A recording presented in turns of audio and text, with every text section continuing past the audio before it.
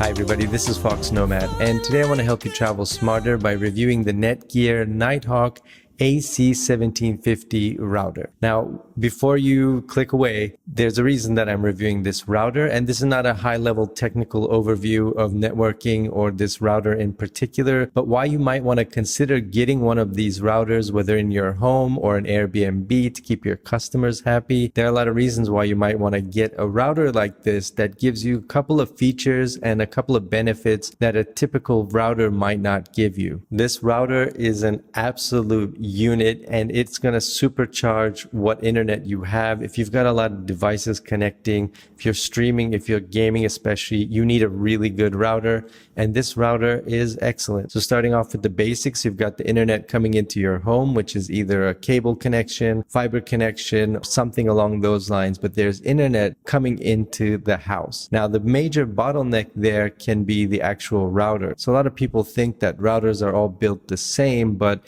if your router is not able to keep up with the kind of internet speeds that are coming in and all the devices connected to the router, then you might not be taking advantage of all of that internet speed that you may have paid for. So the top speed of the router is important. It's got to be higher or as high as the internet connection coming into the home, but also you got to consider all of the devices that are connecting to that router. And what that means is the more devices that are connecting to a router means that the more the router actually has to work. So it's got to think, if you will, of, it's sending this data to this device and that data to this device. The more devices that connect to it, the more data that comes across. So streaming, gaming, all of that stuff. So the more information that's coming, the more devices that's coming to the router can actually slow down the internet for everybody. So one of the advantages of getting a router like this is that it's got a very powerful processor inside of it that's capable of handling up to 25 devices without any issues. The processor, if you're wondering, is a 1 gigahertz dual core processor. You've also got a USB connection for storage or to plug in a printer, as well as 4 wired Ethernet ports if you really want to get the maximum speed and not go over wireless at all. There are a couple other features here which a lot of people probably won't use, like a VPN. You've got advanced parental controls if you want to use those.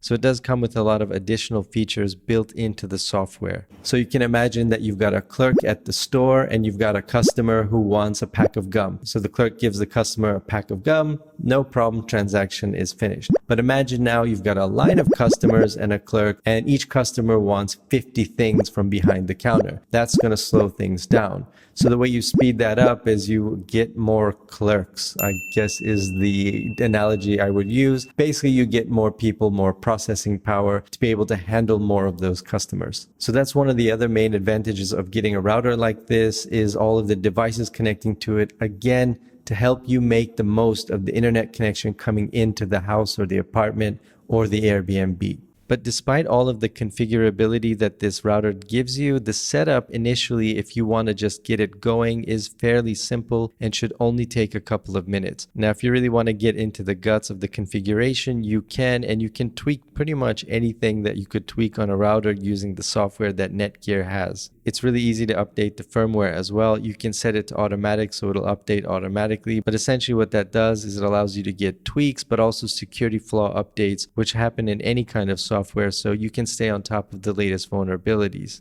Just a note though, if you set up the automatic firmware updates, when it does update, pretty much when it updates in general, it's going to cut off your Wi-Fi connection for about a minute or two. So if you prefer to go manual, so you know when that downtime is going to be, that might be preferable. But firmware updates aren't very frequent in general. It's only a few times a year at most, so it's not going to be a lot of significant downtime.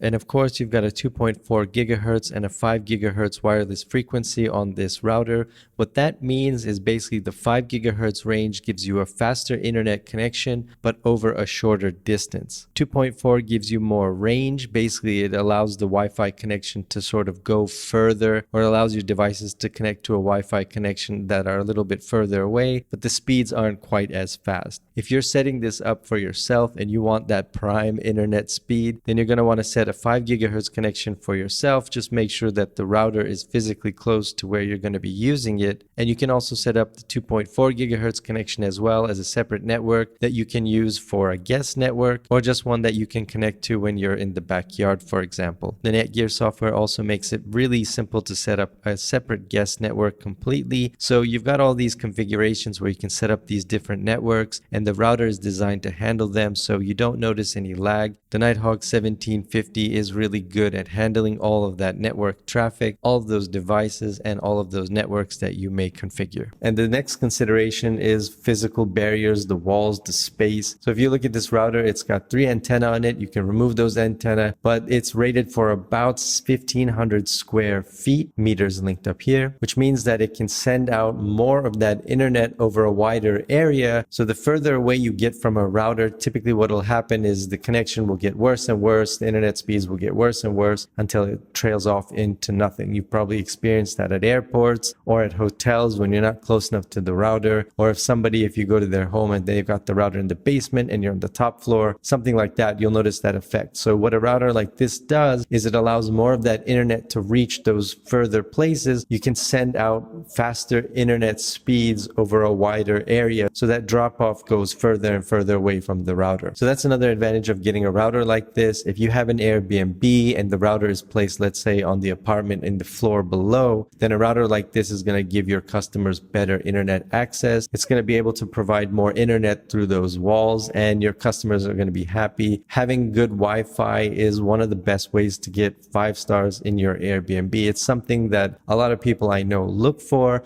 A crappy Wi-Fi connection is something that's easy to fix in most cases, and getting the right router can help you a lot. Now, on the software side, setting this router up is pretty easy. Right out of the box, it comes with a setup. So if you go to the login page, you'll notice it sort of walks you through setting up a main network and then a guest network. You've got the 2.4 gigahertz band and the 5 gigahertz band as well.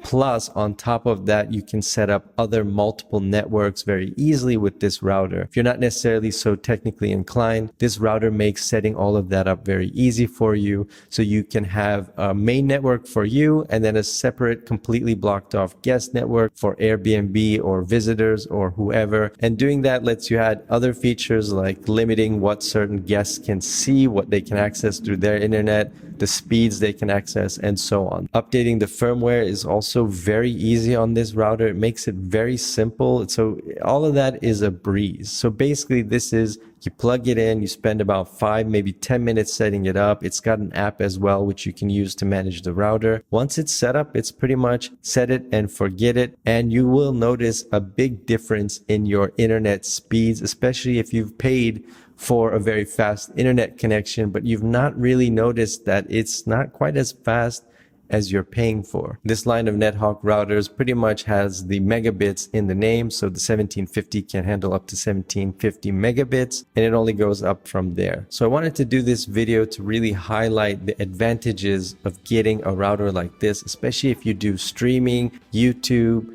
gaming, anything that's taking up a lot of internet bandwidth, then you're going to want to get a router like this. If you've got an Airbnb with a lot of customers connecting to it, or you have an apartment next to or below you where you're renting it out, or you're using it as an Airbnb, then a router like this also has advantages. It can handle all of those devices, plus allows you to set up multiple networks very easily, guest networks, set restrictions, all of that stuff very easily, so your customers will be happy and you can make sure they're not torrenting or downloading stuff you don't want them to download on your network and getting you in trouble. Now, these routers run about $100. They often go on sale for a little bit less than that. I'll leave links to those in the description below. There's actually a sale going on the 1750 right now, but in my opinion, it's a worthy investment if you have paid to get fast internet. If you've paid a little bit extra to get a little bit of a faster internet connection, then you want a router that's going to be able to match that internet so you can take advantage of it. So you can look at the router as a one-time investment onto your new internet or existing internet connection, and it's going to last you a very long time, and you're going to notice the benefits. And who doesn't like